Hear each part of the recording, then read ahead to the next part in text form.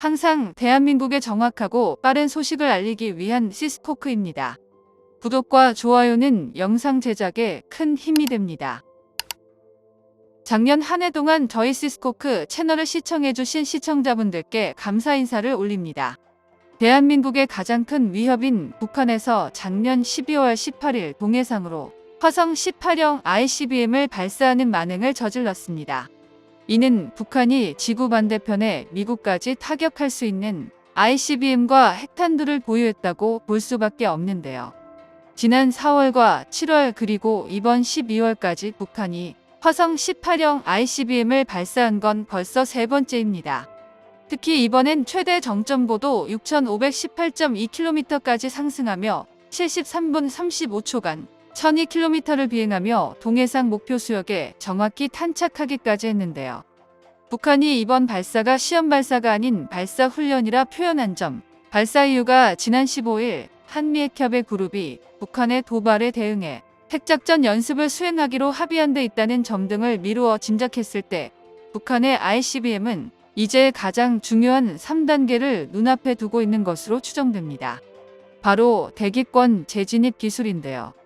흔히들 ICBM이라고 부르는 대륙간 탄도미사일은 그야말로 현대 기술의 집약체나 다름없습니다.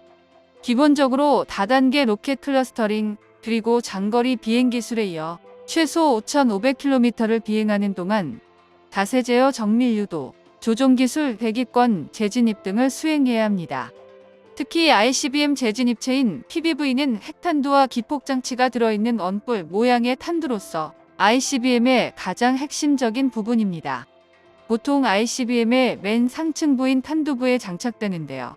일단 지상에서 발사된 탄도미사일이 대기권 밖으로 나갔다가 다시 들어올 때 발생하는 엄청난 열과 충격으로부터 탄두를 보호하는 역할을 합니다. 만약 PBV가 어설프게 제 임무를 다하지 못한다면 ICBM의 탄두, 다시 말해 핵이든 재래식 폭격이든 탄착 지점에 도착하기도 전에 탄두가 폭발해버릴 확률이 높습니다. 물론 이런 상황은 미사일 발사를 시행하는 시점에서 가장 큰 실수이자 최악의 경우라고 칭해집니다. ICBM이야말로 대량 살상 무기의 대표격인 무기 체계인데요. 예를 들어 핵탄두가 아닌 대례식 탄두라 하더라도 동맹 관계까지 위태롭게 만들 수 있는 극단적인 최후 위방법으로 칭해집니다. 하물며 북한의 경우 공격을 위해 ICBM을 발사하는 순간 대한민국과 미국의 미사일 폭격을 받게 됩니다. 그런데 PBV가 탄두를 보호하지 못한다면 탄두가 공중에서 폭발하는 바람에 목표물에 별다른 피해도 주지 못한 채 폭격만 받게 되는 상황이 벌어질 건데요. 문제는 이 PBV 기술을 확보하는 게 여간 어려운 게 아닙니다. 일단 ICBM의 PBV는 우주 궤도까지 상승했다가 음속의 30배가 넘는 속도로 다시 대기권에 진입합니다. 이 과정에서 PBV의 외부 온도는 최고 섭씨 8,000도씨까지 급상승하는데요. 이뿐만이 아니라 PBV는 대기층의 마찰로 인한 엄청난 외력도 버텨내야 합니다.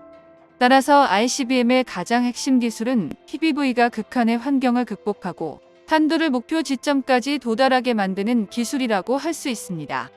게다가 이게 끝이 아닌데요. 미사일 기술이 발달한 만큼 방공체계의 수준이 상당히 높아졌기 때문입니다.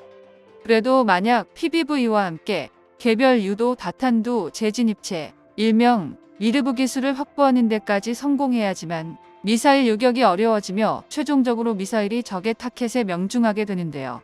이 중 가장 대표적인 게 1970년 미국이 세계 최초로 전력화에 성공한 미르브 미니트맨3입니다.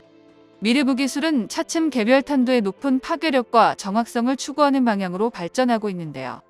특히 하드타겟 살상 능력을 강화하는 추세입니다. 그동안 미국과 러시아, 중국 등은 액체연료 ICBM에서 SLBM으로 그리고 고체연료 ICBM에서 다탄두 미르브 순으로 진화를 거듭해왔습니다. 북한 역시 어떻게든 대륙간 탄도미사일인 ICBM을 손에 넣고자 개발 중이기에 미르브 기술이 필요하다는 전망이 우세한데요.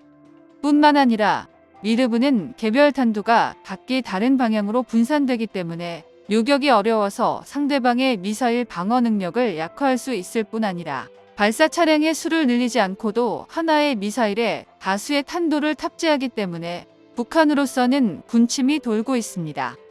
물론 미르브의 한계 역시 명확합니다. 미르브는 동시에 여러 개의 탄두가 제각기 다른 목표물을 향해 재진입하는 만큼 개별 탄두의 정확성이 반드시 보장돼야 하는데요.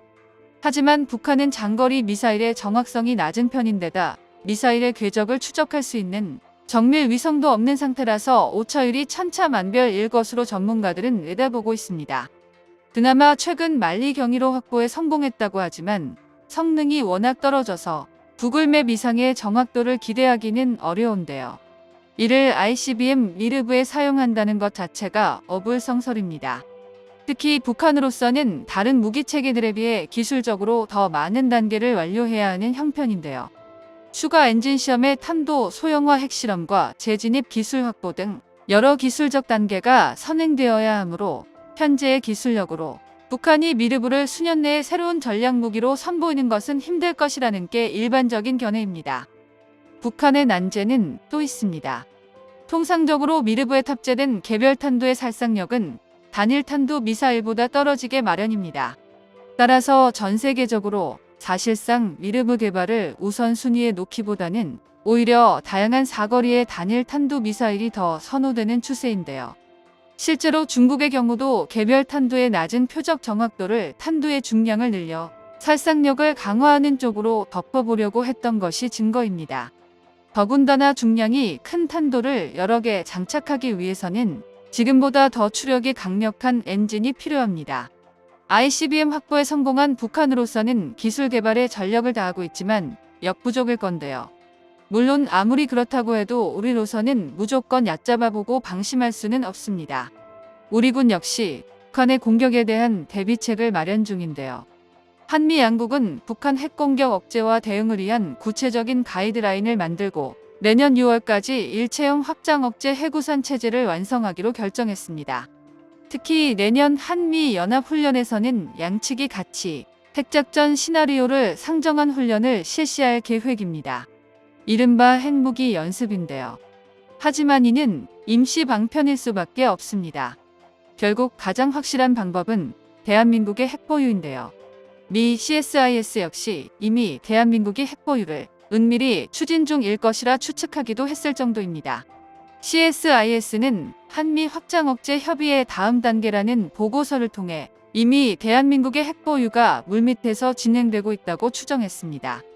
해당 보고서의 사실 여부는 확인할 수 없지만 이제 분명한 건 대한민국도 본격적인 논의를 시작해야 한다는 사실입니다. 세계시장의 핵심 국가로 등극한 대한민국이 핵 개발을 추진하는 것만으로도 주변 국가들에게 위협과 파급력은 말할 수 없을 정도로 놀라울 것입니다. 정보가 도움되셨다면 구독과 좋아요 부탁드립니다. 이상 시스코크입니다.